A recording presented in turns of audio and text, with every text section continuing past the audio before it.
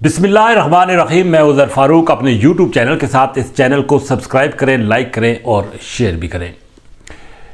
تو جس خبر کا انتظار تھا وہ خبر بالآخر نکل ہی آئی۔ گزشتہ روز اپنے ویلاگ میں نے بتایا تھا کہ حکومت نے یہ فیصلہ کر لیا ہے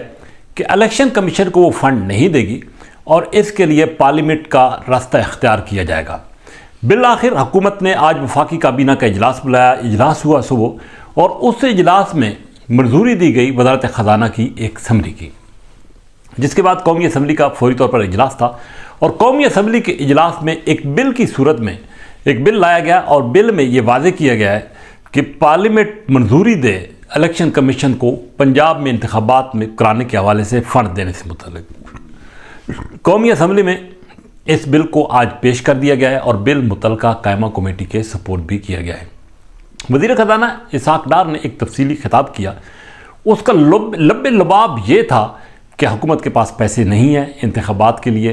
اور حکومت یہ چاہتی ہے کہ انتخابات مقررہ وقت پر ایک ساتھ تمام اسمبلیوں کے کرائے جائیں۔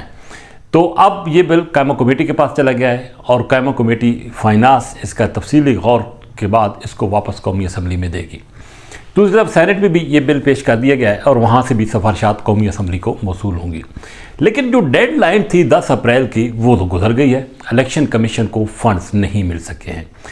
اب حکومت نے بڑی چالاکی کے ساتھ، بڑے تدبر کے ساتھ یہ معاملہ پارلیمنٹ پر چھوڑ دیا ہے، بلکہ پھینک دیا پارلیمنٹ پر۔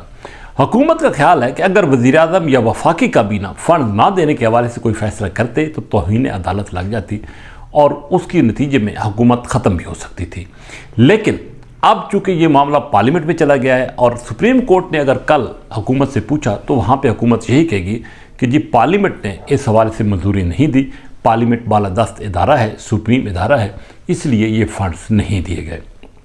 تو سپریم کورٹ بھی اس صورتحال میں دفاعی پوزیشن پر کھڑی ہو جائے گی۔ یہ الگ بات ہے کہ پارلیمنٹ کے بغیر بھی یہ فنڈز جو ہے وہ حکومت دے سکتی تھی، کیونکہ اگر اس طرح کے جو اخراجات ہوتے ہیں، اضافی اخراجات، ان کی منظوری ہمیشہ بجٹ کے موقع پر لے لی جاتی ہے، اور اخراجات جو ہے وہ پہلے کر لیے جاتے ہیں۔ لیکن یہاں پہ حکومت نے یہ کیا ہے کہ پہلے منظوری کے لیے پارلیمنٹ میں اس بل کو پیش کر دیا گیا ہے، اور ابھی اس حوالے سے یہ بات بالکل واضح ہے اور کلیئر ہے کہ قومی اسمبلی نے اس کی منظوری نہیں دینی، یعنی کہ پنجاب میں انتخابات نہیں ہوں گے۔ ساتھ ساتھ دوسرا جو بڑا کام آج کیا ہے پارلیمنٹ کے مشترکہ اجلاس میں حکومت نے، وہ یہ کیا ہے کہ جو صدر مملکت نے بل واپس بھیجا تھا اعلیٰ عدالتوں میں اصلاحات سے متعلق، اس بل کو پارلیمنٹ کے مشترکہ اجلاس میں منظور کر لیا گیا ہے۔ یعنی کہ اب سپریم کورٹ میں جو بھی کوئی کیس لگے گا تو وہاں پر 3 رکنی ججز کمیٹی فیصلہ کرے گی کہ بینچ کتنے ارکان پر مشتمل ہوگا اور کون کون سے ارکان اس بینچ کا حصہ ہوں گے۔ پہلے سپریم کورٹ کے چیف جسٹس کے پاس یہ کلی اختیار تھا کہ وہ خود ہی بینچ تشکیل دیتے تھے اور وہ کیس بھی فیس کرتے تھے، لیکن اب یہ معاملہ چیف جسٹس کے ساتھ ساتھ 2 جو سینئر ترین ججز ہیں ان کے پاس چلا جائے گا جب یہ قانون بن جائے گا۔ اور قانون یہ کب بنے گا؟ قانون یہ بنے گا 20 اپریل کو، یعنی کہ آج سے 10 دن بعد یہ خود بخود قانون بن جائے گا۔ اگر صدر مملکت نے اب منظوری نہ بھی دی تو یہ قانون کی شکل اختیار کر جائے گا۔ اور اس کے بعد ایک دلچسپ صورتحال یہ پیدا ہو جائے گی کہ اگر 20 کے بعد اس قانون کو ختم کرنا ہے، کوئی اس کو چیلنج کرتا ہے، تو وہاں پر صورتحال ایک عجیب و غریب ہو جائے گی۔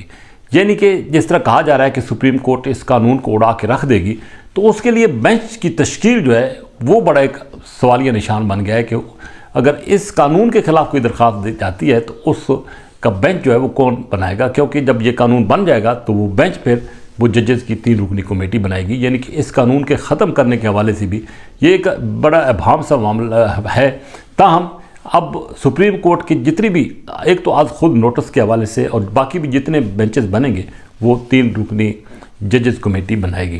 اس کے ساتھ ساتھ سو موٹو نوٹس جو ہوتا تھا یا از خود نوٹس ہوتا تھا، اس میں جو بھی فیصلہ ہو جاتا تھا اس کے خلاف اپیل کا حق کسی کو نہیں ہوتا تھا۔ اس قانون کے مطابق اب اپیل کا حق بھی وہ دیا گیا ہے، نہ صرف آنے والے کیسز کے فیصلوں کے حوالے سے، یا بلکہ جو اس سے پہلے از خود نوٹس میں فیصلے ہو چکے ہیں ان میں بھی ایک بار اپیل کا حق دیا گیا ہے۔ تو میاں نواز شریف صاحب جو کہ پاناما کیس کے زمرے میں آئے تھے اور ان کو سزا ہوئی تھی، اب اگر یہ قانون بن جاتا ہے تو وہ بھی اپیل کر سکیں گے اور اپنی تاحیات نااہلی ختم کرا سکیں گے۔ اور اس حوالے سے کچھ اعتراضات بھی سامنے آئے تھے، لیکن یہ کہا گیا ہے کہ تقریباً 35 کے قریب ایسے کیسز ہیں از خود نوٹس کے جن کو اپیل کا حق نہیں تھا، نہیں ملا تھا، اور وہ سزائیں قائم دائم ہیں۔ اس لیے اب یہ قانون جب بن جائے گا تو اس حوالے سے اپیل کا حق مل جائے گا۔ آج جب پارلیمنٹ کا مشترکہ اجلاس ہو رہا تھا تو پی ٹی آئی کے سینیٹر کے اراکین ایوان کے اندر آئے اور انہوں نے بہت شور شرابہ کیا، احتجاج کیا، نعرے بازی بھی کی، اور انہوں نے حکومت کو خاصا تنگ کیا۔ اگرچہ تعداد میں بہت ہی کم تھے، لیکن اس وقت یہ احساس پیدا ہوا کہ اگر قومی اسمبلی کے اندر بھی پی ٹی آئی کے تمام ارکان موجود ہوتے، مستعفی نہ ہوتے، تو حکومت کے لیے اس طرح کی قانون سازی کرنا شاید آسان نہ ہوتا۔ بہرحال وہ پی ٹی آئی کا اپنا ایک سیاسی فیصلہ تھا، اس کا نقصان اگرچہ پی ٹی آئی کو ہوا ہے، نہ صرف پارلیمنٹ کے اندر بلکہ پارلیمنٹ کے باہر بھی، کیونکہ حکومت کو کلی اور کھلا اختیار مل گیا ہے کہ وہ جس طرح کی مرضی قانون سازی جو ہے وہ کرتی چلی جا رہی ہے۔ تو اب دیکھنا یہ ہے کہ کل الیکشن کمیشن جب دوبارہ جائے گا سپریم کورٹ کے پاس، اس کے بعد سپریم کورٹ کا کیا رد عمل سامنے آتا ہے۔ لیکن ایک بات بالکل واضح ہو گئی ہے کہ اب انتخابات پنجاب کے اور کے پی کے ابھی فی الحال ہوتے نظر نہیں آ رہے، اور یہ انتخابات شاید اکتوبر میں ہی ہوں۔ تو آنے والے دن اس حوالے سے مزید جو ہیں واضح ہوں گے، صورتحال کلیئر ہوگی، لیکن ایک بات طے ہے کہ حکومت نے ٹھان لی ہے سپریم کورٹ کے ساتھ ٹکر لینے کی، اور اپنی قانونی چارہ جوئی کے ذریعے اور بالخصوص پارلیمان کی بالادستی کو منوانے کے حوالے سے، تو اب آہستہ آہستہ یہ ٹکر دیکھنا یہ ہے کہ کہاں تک پہنچتی ہے اور اس کے آخری نتائج جو ہیں وہ کیا برآمد ہوتے ہیں۔ اسی کے ساتھ اجازت، اللہ حافظ۔